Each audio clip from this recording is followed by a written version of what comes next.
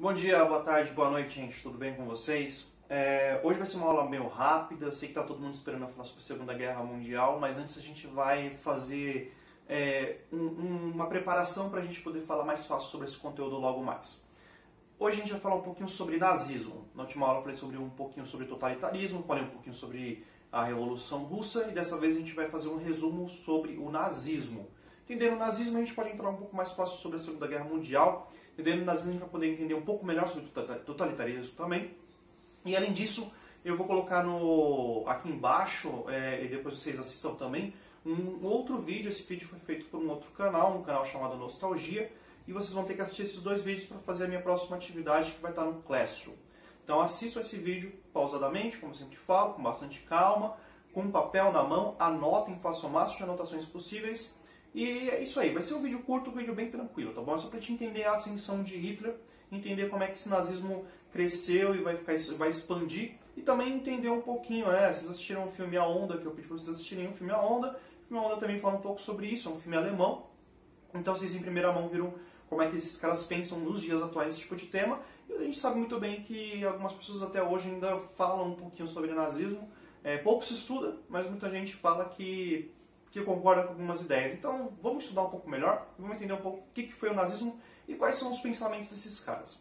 Primeiro, a gente sabe que depois da Revolução Russa, o comunismo ele surgiu, foi a primeira vez que a gente vê uma revolução comunista, a primeira vez que a gente vê um país assumidamente comunista, e como eu falei no último vídeo, muitos países vão ficar meio receosos, e a partir de agora a galera começa meio que propagar ideias anticomunistas e tentar se defender ao máximo possível dessas ideias. A Alemanha é um caso particular, não é a mesma coisa da Itália, não é a mesma coisa dos outros países. A Alemanha é um caso particular porque desde a Primeira Guerra Mundial o Tratado de Versalhes vai deixar eles em uma situação econômica bem ruim. Depois que o Tratado de Versalhes vai ser feito, que vai colocar, falei também no outro vídeo de Primeira Guerra Mundial, vai colocar a Alemanha para pagar as dívidas de tudo que aconteceu na Primeira Guerra Mundial, vai colocar a Alemanha com um exército limitado, vai fazer a Alemanha, vai acabar com a Alemanha. O Tratado de Versalhes acabou com a Alemanha. E a partir disso, a recuperação econômica vai ser bem difícil. Nós temos logo no começo a República de Weimar, vai ser o nome que vai ser dado para esse período, que é logo após o Tratado de Versalhes. E essa República de Weimar a gente vai ver que vai ter muitos problemas econômicos, né? Óbvio. Como é que o pessoal vai conseguir pagar aquelas dívidas tão altas e como é que a Alemanha vai ficar a partir da Primeira Guerra Mundial? Extremamente prejudicada, extremamente pobre, extremamente ferrada. E nós temos o surgimento aí do nazismo também junto a isso, né? O nazismo, na verdade, ele surgiu um pouco antes, tá bom? Por volta ali da década de 1910 até 1920, nós temos o surgimento dessas ideias que vão surgir como o nazismo. Eu vou ler para vocês um trecho. Eu acho que esse trecho vai ser bem legal pra gente pensar um pouco isso. Esse trecho foi tirado do InfoEscola, tá bom? Olha só, muita atenção, eu vou colocar aqui embaixo para vocês lerem depois. O nazismo, como uma das expressões do fascismo, também se caracterizou pelo nacionalismo e colocava os interesses das nações como primordiais. Só esse trecho por enquanto, depois a gente continua lendo o resto. Cara, é uma das características básicas do fascismo. Nós temos o nacionalismo do lado. Não confunda o nacionalismo com patriotismo, tá bom? Patriotismo é você gostar do seu país, é você achar que o seu país pode melhorar, tem suas críticas, mas o seu país é legal, você gosta dele. E tudo bem ser patriota. O nacionalismo é quando você acha que o seu país é melhor do que o país vizinho. É quando você fala, Brasil é melhor do que a Argentina, eu prefiro morar no Brasil do que aqueles argentinos. E quando você começa de forma pejorativa, sabe? Olhar para outro país e falar, aquele cara ali não vale muita coisa, não sei o que, eu sou melhor porque eu venho dessa raça. Isso é mais ou menos o que é o nacionalismo. E todos os países fascistas vão adotar esses ideais. Continuando. Que colocava os interesses das nações como primordiais. Ótimo. Pelo militarismo, radicalizando na ação militar a solução para os problemas econômicos e sociais do país, principalmente a garantia de estabilidade de ordem social. Todos os países fascistas, como também característica básica deles, eles são militares. E eles colocam todas as soluções do país, dos problemas econômicos, dos problemas de desemprego, dos problemas de violência, nas mãos de armas, nas mãos do poder de fogo, nas mãos das atitudes mais violentas possíveis. Eles apoiam isso, eles são do lado do militarismo. Continuando, onde é que eu estava? Solução para os problemas econômicos e sociais do país. Principalmente a garantia de estabilidade de ordem social. Ótimo.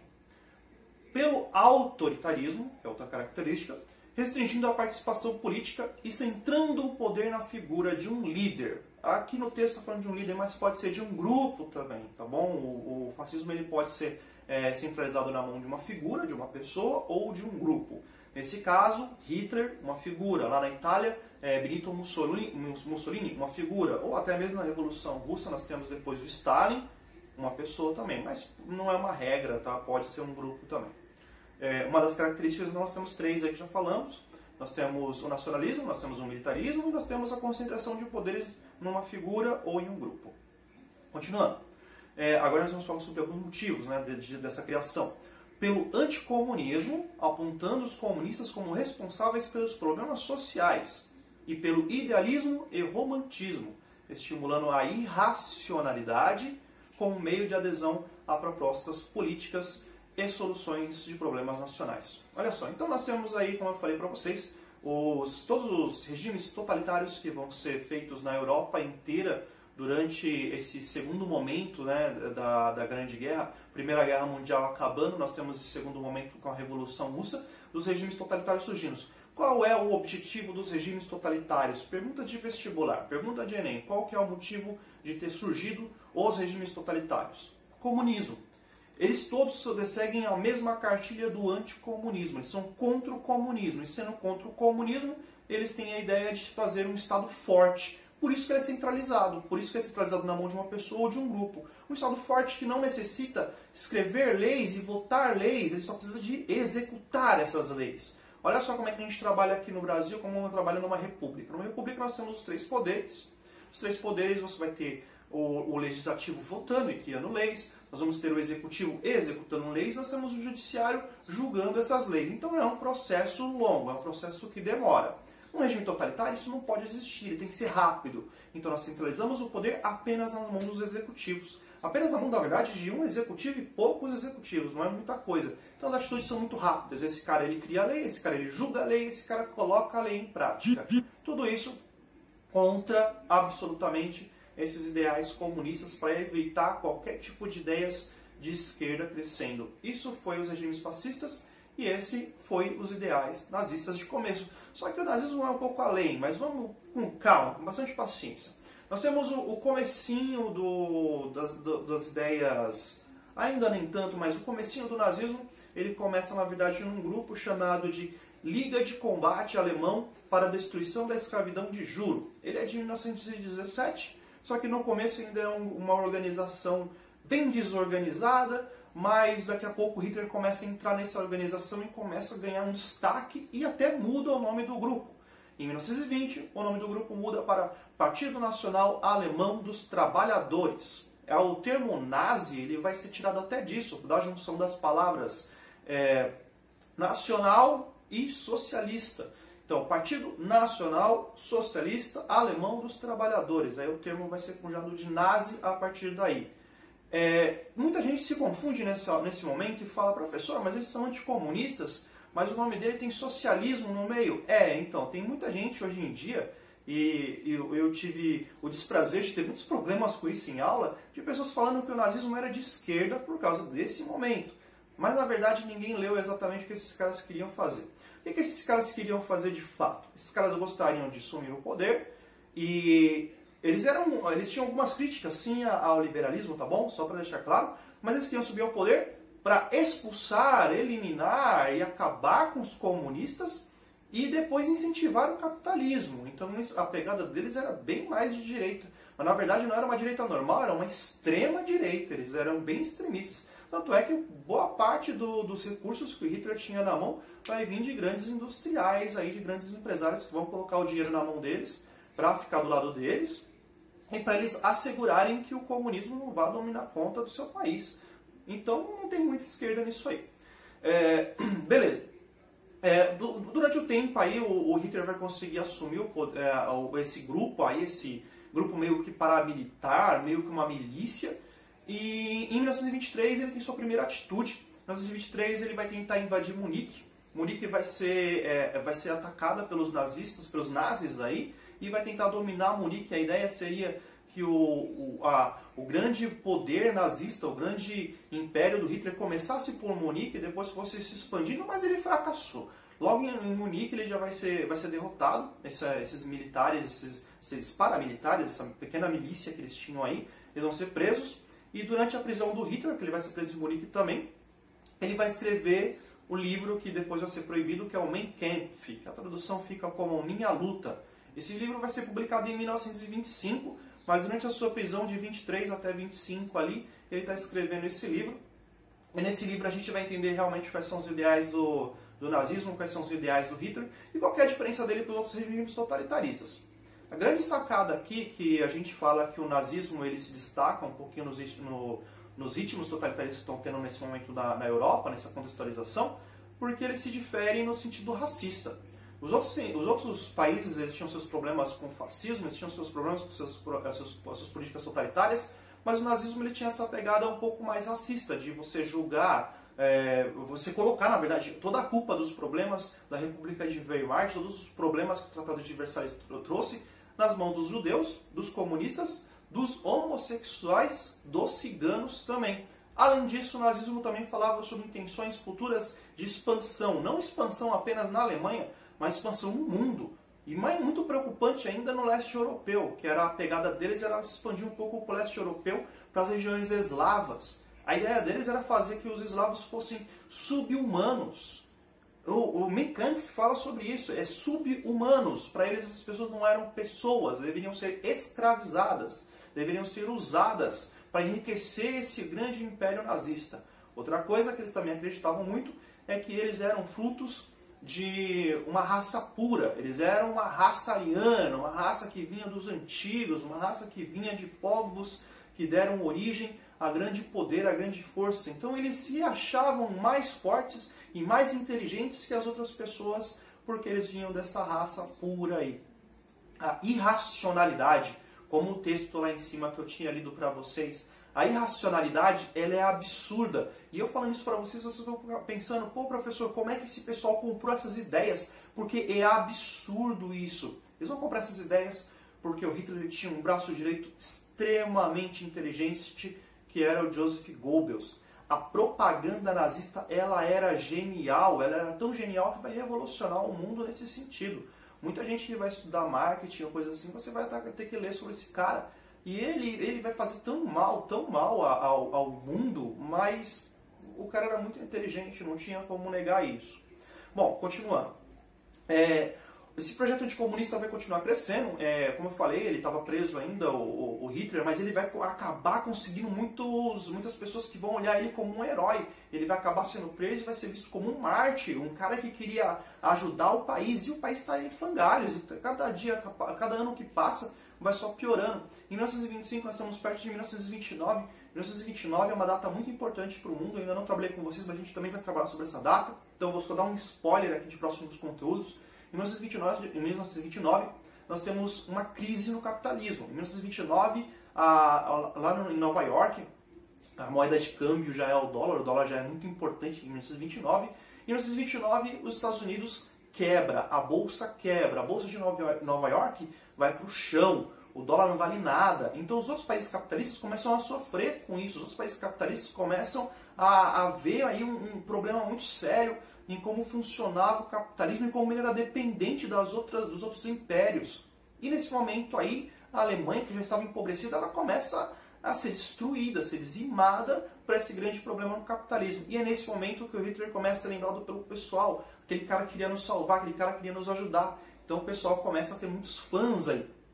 Tanto é que nós vamos ter em 1929 a saída do Hitler e ele vai ser colocado como chanceler. Em 1929 ele vai ser colocado como chanceler e já na República Alemã nós vamos ter muitos nazistas já subindo também no poder. Na verdade, grande parte da galera dos senadores, dos deputados, eram nazistas nesse momento. Essa galera conseguiu uma ascensão muito forte e a partir de 1930 tudo isso muda. Porque em 1932, o Hitler ele já era um cara muito poderoso, extremamente poderoso.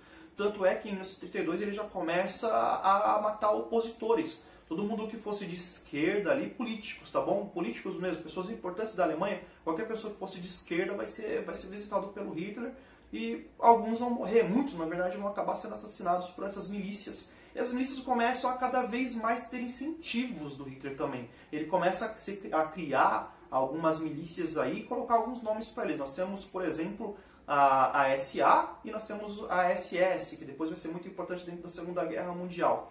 A SA, na verdade, era um grupo paramilitar que defendia o Hitler, trabalhava muito mais perto com ele, e a SS que visitava essas pessoas aí para saber quem é de esquerda, quem é comunista, quem é judeu, e já ir botando um fim nisso. E nós temos a Gestapo também, que vai ser criado, que vai ser uma polícia especial nazista para trabalhar também essas coisas. E nós temos o começo aí também da criação dos guetos. Os guetos que vão ser os lugares onde os judeus podiam andar livremente, mas apenas nos guetos. E esses judeus eles eram marcados para todo mundo que olhar na rua saber que eles eram judeus.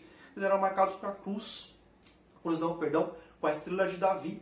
Todos eles tinham que andar com a estrela de Davi desenhada. Eu vou colocar aqui uma foto em algum lugar aqui para vocês verem como é que era mais ou menos.